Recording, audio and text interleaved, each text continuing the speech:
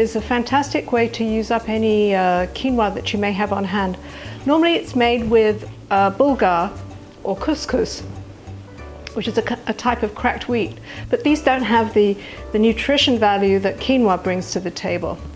Now, this is a really nutritious salad because kale, one of Cook for Your Life's favorites, is full of, is a cruciferous vegetable that's full of phytonutrients, which are been shown to be cancer fighting, and the oil from the dressing will help your body to absorb them better.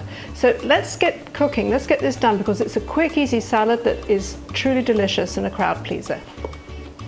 Now you want this to be nice and hot. Now the thing is that when you're toasting any nuts, doesn't matter whether it's almonds, walnuts, or pine nuts, no matter what you're toasting, you don't need to put oil in there, because the great thing about nuts is that they're full of healthy oils, and these will brown them enough on their own. The thing when you're toasting nuts is that you can't turn your back on them, because the minute you do, they burn. Keep shaking them.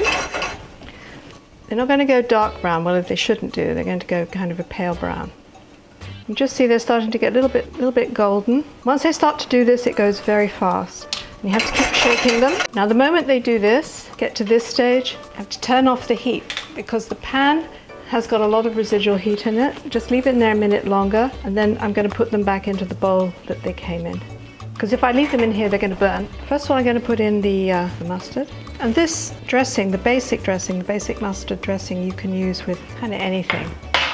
I'm going to mix in then the vinegar, pinch of salt. This is kosher salt.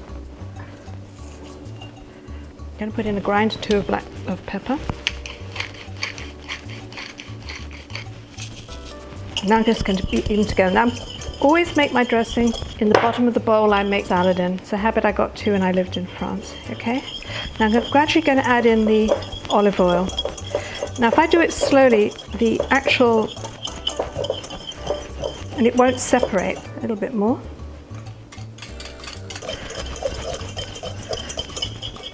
Now this is where I'm going to add in that tablespoon of water. As you can see, it makes the dressing more liquid, but it's still creamy looking. It's still emulsified because of adding the oil in slowly. To this, I'm going to put in the onion. Now, putting all of these things into the dressing ahead of time like this flavors it.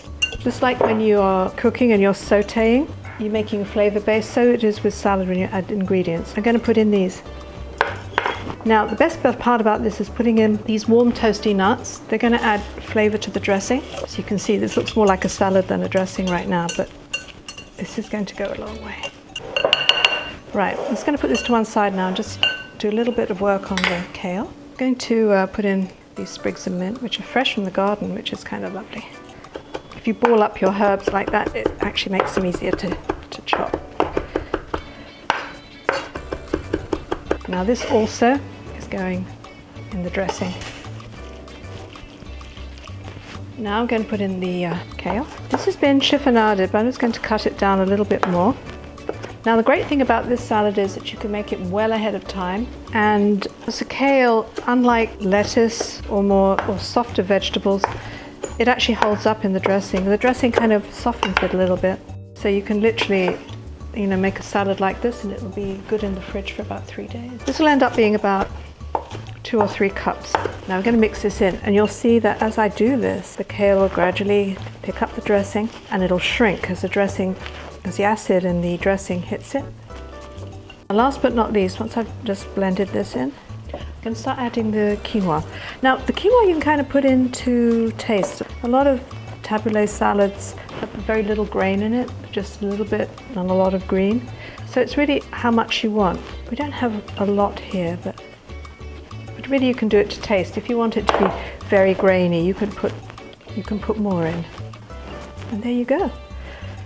That couldn't have been too much easier, could it? Quinoa Kale Tabbouleh.